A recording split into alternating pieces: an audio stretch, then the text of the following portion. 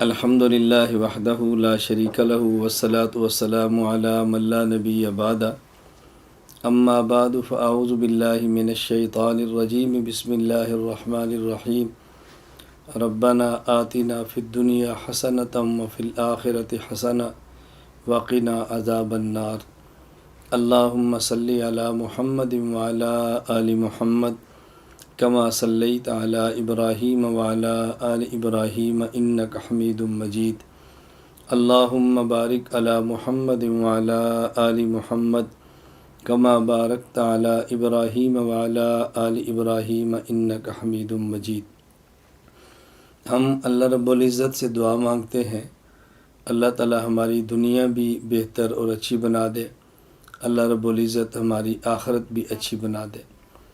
دنیا میں بہترین زندگی گزارنے کے کچھ اصول ہوتے ہیں اور بہترین آخرت حاصل کرنے کے لیے بہترین عبادت کرنی چاہیے۔ عبادت میں 3 باتوں کا خیال کرنا چاہیے۔ نمبر 1، عبادت کس جگہ کرنی ہے۔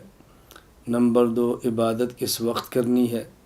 اور نمبر 3، کن سے پوچھ کر عبادت کرنی ہے۔ اس لیے کہ بسا اوقات وقت کے بدلنے سے عبادت کا اجر بدل جاتا ہے اور جگہ کے بدلنے سے عبادت کا اجر بدل جاتا ہے، تو کسی شریعت کے ماہر سے پوچھنا چاہیے کہ اس موقع پر کون سی عبادت کریں۔ میں اس مختصر سی تمہید کے بعد یہ بات عرض کرنا چاہ رہا ہوں کہ 15 شعبان کی رات، جسے عام طور پر شب برات کہا جاتا ہے، شب کا معنی ہے رات اور برات کا معنی ہے بری ہونا، یعنی شب برات ایک ایسی رات ہے 15ویں شعبان کی کہ جس میں آدمی توبہ صحیح معنوں میں کرے تو اپنے گناہوں سے پاک اور صاف ہو جاتا ہے۔ مختلف احادیث شب برات کے بارے میں آئی ہیں۔ حضور اکرم صلی اللہ علیہ وسلم کے سارے مبارک ارشادات کو جمع کریں، ساری روایات کو جمع کریں، احادیث کو جمع کریں تو اس میں 2 باتیں ہمیں سمجھ آتی ہیں۔ نمبر 1، اس رات کو قیام کرنا چاہیے، دن کا روزہ رکھنا چاہیے۔ اور رات کے قیام کا معنی یہ نہیں ہے کہ پوری رات قیام کریں۔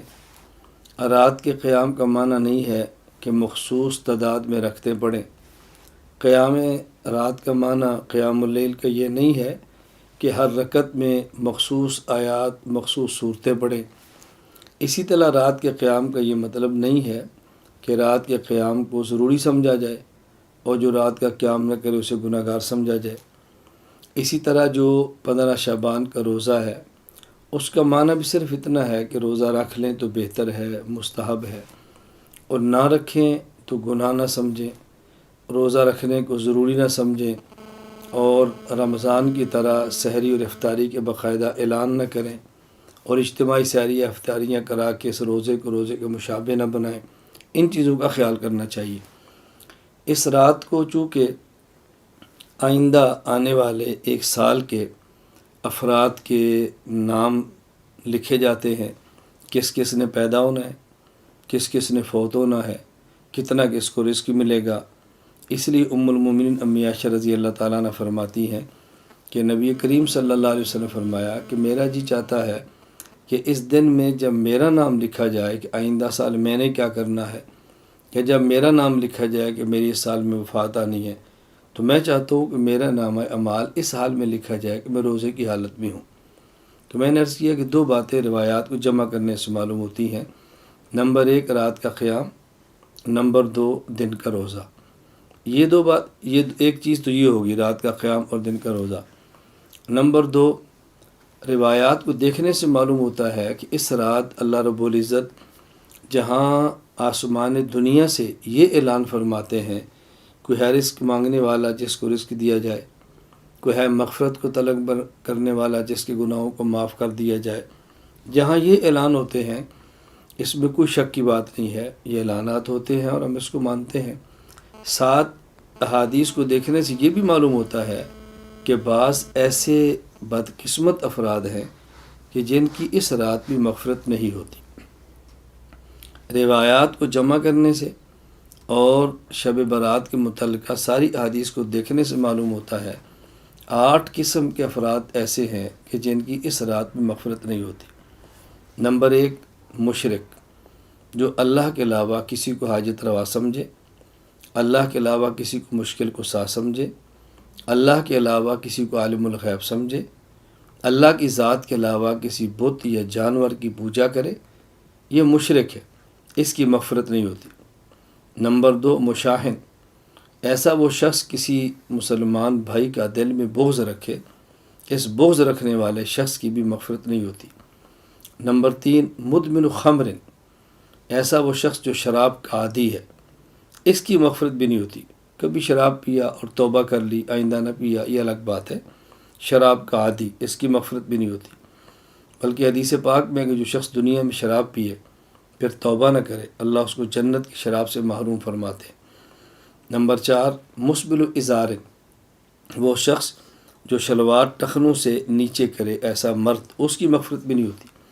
اور یہاں یہ واضح نشین فرمائیں، شلوار ہو تب، پائجامہ ہو تب، پینٹ ہو تب، تہمت ہو تب، لنگی ہو تب، کوئی بھی کپڑا جو بندہ پہنتا ہے اس کو ٹخنے سے نیچے کرنا مرد کے لیے حرام ہے۔ عورت کے لیے ٹخنا ظاہر کرنا حرام ہے اور مرد کے لیے ٹخلے کو چھپانا حرام ہے۔ یہاں ایک مسئلے کی وضاحت ضروری سمجھیں، ٹخنے کو چھپانا حرام تب ہے، نمبر 1، نازلاً، کپڑا اوپر سے نیچے جائے۔ نمبر 2، قائماً، کہ بندہ کھڑا ہو، اگر کوئی شخص بیٹھا ہو یا لیٹا ہو پھر ٹخنا چھپا لے تو گناہ نہیں ہے۔ اسی طرح جراب یا موزہ جو نیچے سے اوپر کی طرف آتا ہے پہن لے، ٹخنا چھپا لے، تب بھی گناہ نہیں ہے۔ تو ایک وہ شخص جو ٹخنا چھپاتا ہے اس کی مغفرت نہیں ہوتی۔ نمبر 5، قاتل، نہ حق کسی کو قتل کرنے والا، اس کی مغفرت نہیں ہوتی۔ نمبر 5، قاطع الرحم، رحم یعنی رشتہ داری کے تعلقات کو ختم کرنے والا، اور اس میں یہ وضاحت ضروری سمجھے، اس سے مراد وہ شخص ہے جو دنیا کی بنیاد پہ تعلق توڑے، اور اگر شریعت کی وجہ سے تعلق توڑے، جہاں شریعت کا حکم ہو کہ ایسے بندے تعلقات منقطع کریں، وہ اس کے اندر شامل نہیں۔ کبھی رشتے کا جھگڑا، کبھی زمین کا جھگڑا، کبھی کوئی خاندان برادری کا جھگڑا، ان معاملات پہ تعلقات توڑنا ہی ٹھیک نہیں ہے۔ کسی سے رشتہ مانگا ہے، ان نے نہیں دیا تو ہمیشہ کے لیے بولنا چھوڑ دیا، کیوں نہیں دیا؟ ان کی مرضی ہے، بیٹی ہے ان کی مرضی ہے، بیٹا ہے، وہ رشتہ دیتے ہیں تو ٹھیک ہے، نہیں دیتے تو ان کی مرضی ہے، اس پر تعلقات ختم نہیں کیے جا سکتے۔